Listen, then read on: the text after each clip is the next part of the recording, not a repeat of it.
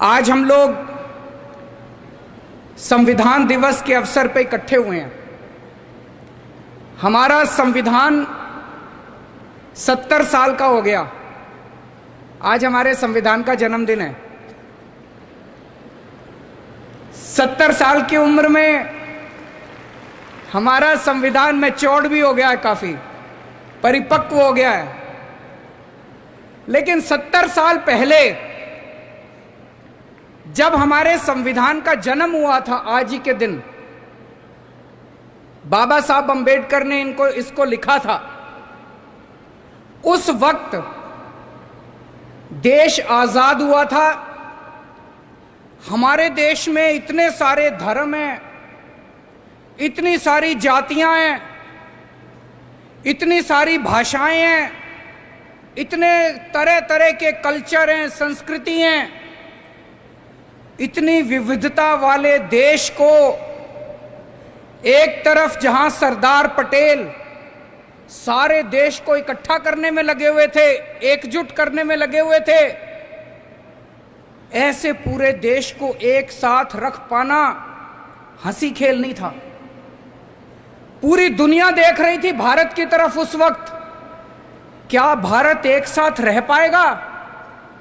पूरी दुनिया को जब अंग्रेज हमारे देश को छोड़ के गए, अंग्रेजों ने जाते जाते कहा था कि ये तो हम थे जो 100-125 साल तक भारत के ऊपर हमने राज करके भारत को एक साथ रखा।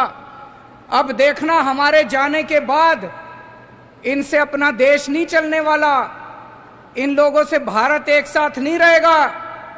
ऐसे अंग्रेजों को भी लग रहा था, पूरी दुनिया को लग रहा था। दोस्तों, आज 70 साल हो गए। भारत एक साथ भी है और खूब तेजी से तरक्की भी कर रहा है।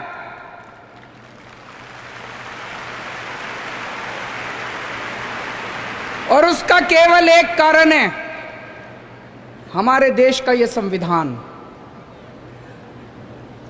ऐसे देश का संविधान लिखना जिसमें इतने सारे धर्म थे, इतनी सारी भाषाएं, इतनी संस्कृति, इतनी जाति, इतनी विविधता, ऐसे देश का संविधान लिखना कोई आसान काम नहीं था।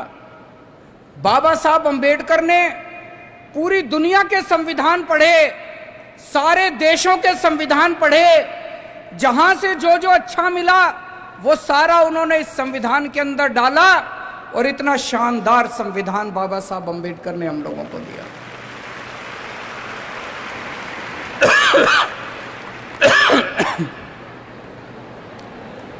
मैं जितना इस संविधान को पढ़ता हूं, मुझे लगता है अगर हमारे देश का संविधान एक दिन के लिए, केवल एक दिन के लिए अगर ईमानदारी से लागू कर दिया जाए, हमारे देश को दुनिया का नंबर 1 देश बनने से कोई नहीं रोक सकता। उसके बाद इतना शानदार हमारे देश का संविधान है, इतना शानदार संविधान है। पिछले 5 साल के अंदर दिल्ली में हमें दिल्ली की जनता ने मौका दिया। पिछले 5 साल में दिल्ली के अंदर हम दिल्ली सरकार इसी संविधान के हिसाब से चलाने की कोशिश कर रहे हैं और नतीजे आप सब लोगों के सामने हैं। संविधान में लिखा है बराबरी का अधिकार होगा। अभी कई बच्चों ने बात की ना, बराबरी की बात की, इक्वालिटी की बात की।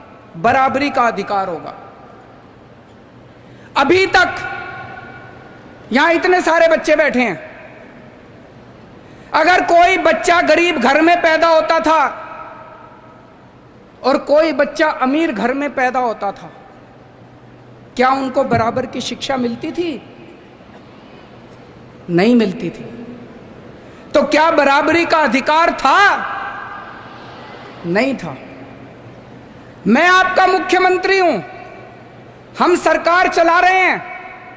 सरकार की नजरों में, मुख्यमंत्री की नजरों में, एक बच्चा अगर गरीब घर में पैदा होता है और एक बच्चा अमीर घर में पैदा होता है, मेरे लिए तो मेरे दोनों बच्चे बराबर हैं। मैं उन दोनों बच्चों के बीच में फर्क नहीं कर सकता।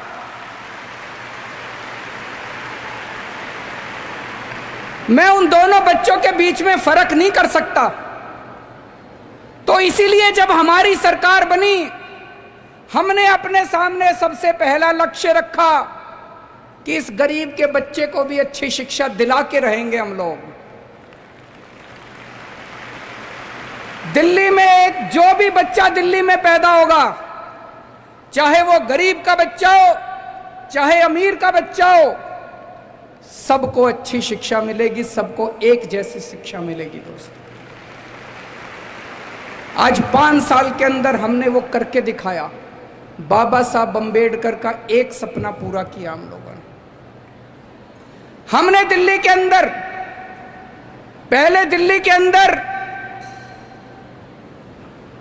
बिजली, कुछ लोगों को बिजली मिलती थी, कुछ लोगों को बिजली नहीं मिलती थी, कुछ लोगों को पानी मिलता था, कुछ लोगों को पानी नहीं मिलता था। अब दिल्ली के अंदर सारे लोगों को सबसे सस्ती बिजली मिलती है और 24 घंटे बिजली मिलती है।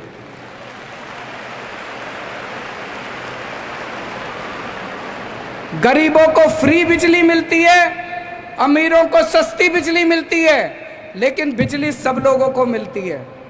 बराबरी का अधिकार दिया है दिल्ली के लोगों को। हमारे संविधान में लिखा है जीने का अधिकार होगा। पहले एक गरीब आदमी के घर अगर कोई बीमार होता था, वो सरकारी अस्पताल में जाता था, सरकारी अस्पताल में इलाज का बुरा हाल था। आज दिल्ली के अंदर सरकारी अस्पतालों में वैसा ही अच्छा इलाज है जैसा प्राइवेट अस्पतालों के अंदर इलाज हो रहा है। लोगों को हमने जीने का अधिकार दिया है। दिल्ली के अंदर हमने योजना बनाई कि अगर किसी का एक्सीडेंट होगा, अगर किसी का एक्सीडेंट होगा, अभी तक अगर किसी का एक्सीडेंट होता था, कोई उसको बचाने के लिए नहीं जाता था, वो बेचारा सड़क पे पड़ा रहता था। लोग सड़क पे गुजर जाया करते थे, लोगों को लगता था मैं क्यों पचड़े में पड़ूं, मैं अगर इसको अस्पताल में ले गया तो अस्पताल वाले मेरे से पैसे मांगेंगे। अब हमने कहा है कि पैसे की चिंता मत करो, अगर कोई किसी का एक्सीडेंट हो जाए, जो भी उसको देखता है तुरंत उसको नियरेस्ट अस्पताल में पहुंचाओ। कितना भी महंगा अस्पताल होगा, सारे पैसे दिल्ली सरकार देगी।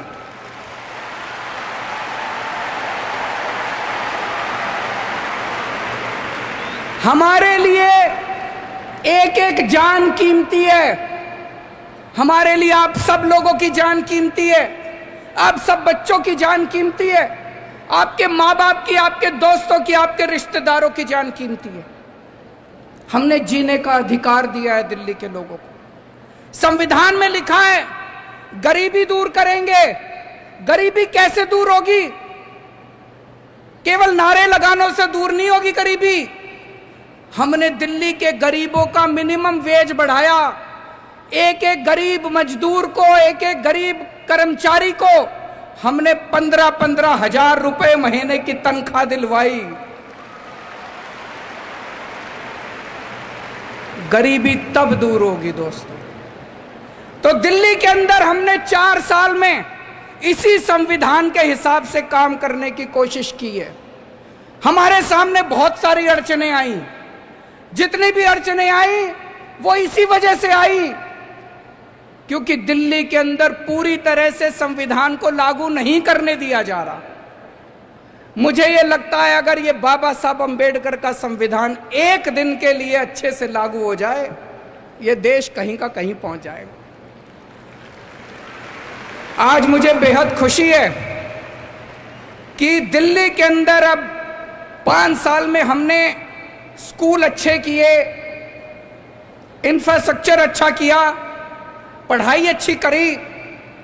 अब ये जो बच्चों को एक्सपीरियंस करके, महसूस करके पढ़ाने का जो सिलसिला चालू हुआ है, ये जो कॉन्स्टिट्यूशन एट 70 प्रोग्राम है, एक तरफ हम अपने संविधान को सेलिब्रेट कर रहे हैं, लेकिन दूसरी तरफ बच्चों को उस संविधान को महसूस करा रहे हैं दोस्तों। ये बहुत अच्छा कार्यक्रम है। इस कार्यक्रम में जितने भी टीचर्स ने, ऑफिसर्स ने, प्रिंसिपल्स ने पार्टिसिपेट किया, इतना शानदार प्रोग्राम करने के लिए मैं उन सब लोगों को तहे दिल से बहुत बहुत बधाई देता हूं और उम्मीद करता हूं कि आने वाले समय में ये जो पढ़ाई कैसी होनी चाहिए, पढ़ाना क्या चाहिए, आप सब लोगों ने पूरे देश के अंदर अपना नाम रोशन किया है। जिस तरह से, जिस कदर दिल्ली में शिक्षा की क्रांति हो रही है, अब मुझे पूरी उम्मीद है कि हम क्या पढ़ाना चाहिए बच्चों को, इसके ऊपर भी हम पूरे देश को एक दिशा दिखाएंगे। ऐसी पढ़ाई होनी चाहिए जिससे हम अपने बच्चों को अच्छा इंसान बना सकें, अच्छा नागरिक बना सकें। बहुत बहुत शुक्रिया।